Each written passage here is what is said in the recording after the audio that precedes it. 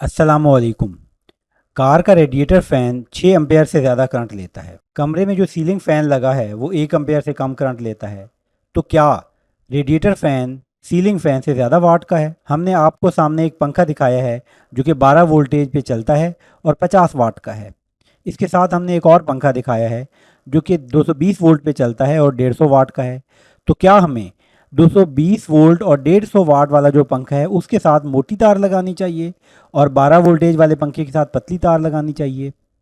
ये और इससे मिलते जुलते दीगर बहुत सारे सवालात जो कि पावर के कंसेप्ट के साथ जुड़े हुए हैं हमें अक्सर औकात कंफ्यूज करते हैं। आज की वीडियो में हम इस तरह के सवालात के जवाब देंगे और पावर के कंसेप्ट को सही तरीके से समझने की कोशिश करेंगे। एनर्जी के मुंतकिल होने की शरह को पावर कहते हैं। सामने स्क्रीन पर देखिए, हमारे पास एक 12 वोल्टेज की बैटरी है। मिसाल के तौर पर इसमें बहुत सारी एनर्जी मौजूद है। ये एनर्जी हमारा पंखा कंज्यूम करेगा। अब हमारा पंखा कितना बड़ा है, उसके अंदर कितनी कम रेजिस्टेंस की वाइंडिंग हुई हुई है, ये तय करेगा कि ये इस बिजली को, इस एनर्जी को किस शरह के साथ कंज्यूम करेगा। तो पावर क्या होती है? पावर इलेक्ट्रिकल एनर्जी के मुंतकिल होने की शरह का नाम है। इसी तरीके से यहाँ पर हमने 220 वोल्टेज एसी का एक सोर्स दिखाया है। जैसे कि हम इसको किसी सॉकेट में लगाएंगे, यानी पावर सोर्स में लगाएंगे, तो इस पंखे में जिस शरह से इलेक्ट्रिकल एनर्जी मुंतकिल होगी वो पावर कहलाएगी। और दोनों पंखे जो है हमने दिखाया है कि एक ही शरह से एनर्जी को मुंतकिल करते हैं। लेकिन अगरचे दोनों में एनर्जी मुंतकिल होने की शरह जो है वो यकसा है, यानी कि 50 वाट, लेकिन दोनों में चलने वाली करंट मुख्तलिफ होगी। अब ऐसा क्यों है? देखिए, ये वाला जो पंखा है ये 220 वोल्टेज के लिए डिज़ाइन हुआ है। इसके अंदर जो वाइंडिंग हुई हुई है वो इस तरह की हुई हुई है कि जब इसके साथ हम 220 वोल्टेज कनेक्ट करें तो इसमें से ये जो एनर्जी खींचे, जो एनर्जी कंज्यूम करे, वो 50 वाट हो। और 50 वाट कंज्यूम करने के लिए जो करंट चलेगी वो होगी 0.22 एम्पेयर।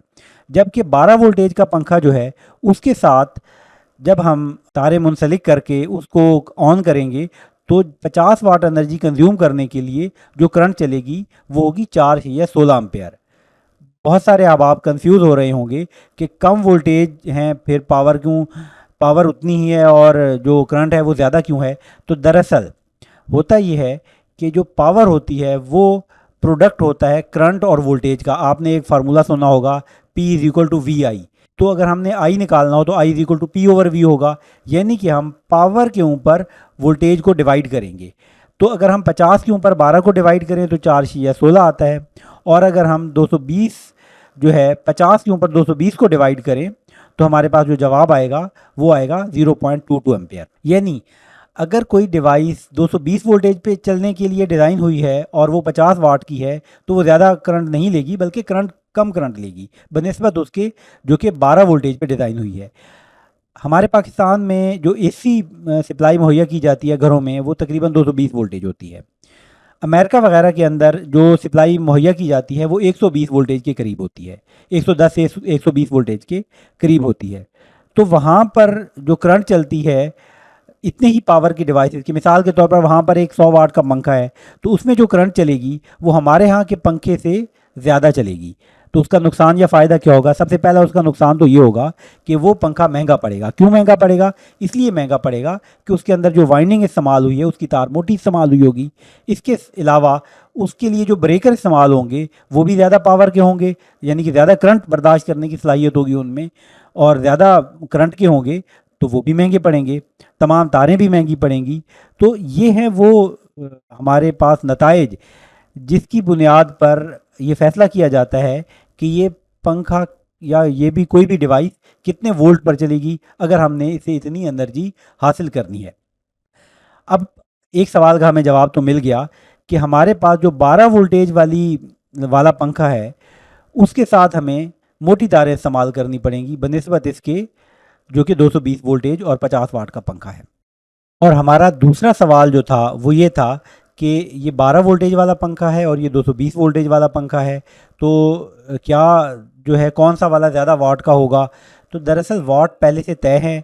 जो पंखा हमारे पास सीलिंग फ़ैन है वो अगर हमारे पास कम करंट ही ले रहा है और हमारा फ़र्ज़ किया कोई पेडिस्टल फ़ैन है या हमारा रेडिएटर का फ़ैन है वो ज़्यादा करंट ले रहा है, तो ये ज़रूरी नहीं है कि जो हमारा ज़्यादा करंट ले रहा है वो ज़्यादा वाट का हो। ये भी हो सकता है कि ज़्यादा करंट लेने वाला जो है वो कम वोल्टेज पर चल रहा हो, इसलिए वो कम वाट का हो।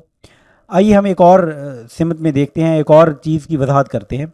सामने देखिए, हमने एक यूपीएस लगाया है। जब तक ये पंखा हमारा एसी पर चल रहा होता है, यानी कि हमारी एसी पावर मौजूद होती है, तो ये कितना करंट ले रहा होता है। ये करंट तो हमें पता है कि ये 50 वाट का है और 220 पर 0.22 एम्पेयर ले रहा होता है, ये तो हम पहले ही देख चुके हैं। जब एसी पर होता है तो यहाँ पर भी 220 वोल्टेज होते हैं और 0.22 चल रहा होता है, और यहाँ पर उससे थोड़ी सी ज़्यादा करंट ले रहा होगा क्योंकि कुछ करंट जो है वो यूपीएस भी इस्तेमाल कर रहा होगा। लेकिन सवाल ये पैदा होता है कि जब पावर जाती है तो यहाँ पर तो 0.22 एम्पेयर ही चल रहे होते हैं, लेकिन बैटरी में से जो करंट चल रहा होता है वो बहुत ज़्यादा होता है 0.22 से। वो कितना होगा, क्योंकि ये 50 वाट है और ये 12 वोल्टेज है, और हम पहले ही देख चुके हैं कि ये 4 एम्पेयर से भी ज़्यादा करंट होता है। अब थोड़ा सा करंट मज़ीद बढ़ जाएगा जो कि इस यूपीएस को भी यूपीएस की एफिशिएंसी की वजह से और उसके अपने चलने की वजह से कंज्यूम होगा।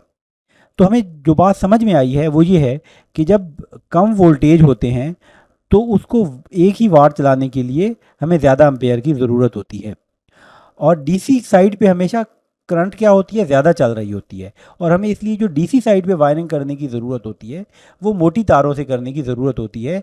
और इसमें जो बचत है, या ये सोचना कि हम एसी वाली तार को यहाँ पर लगा लें, जब मीटर से ये तार पूरी हमारी एनर्जी इस्तेमाल कर रहा है तो ये बैटरी तो छोटी सी चीज़ है, इसके साथ क्यों नहीं इस्तेमाल करेगा, ये सोच बिल्कुल गलत है।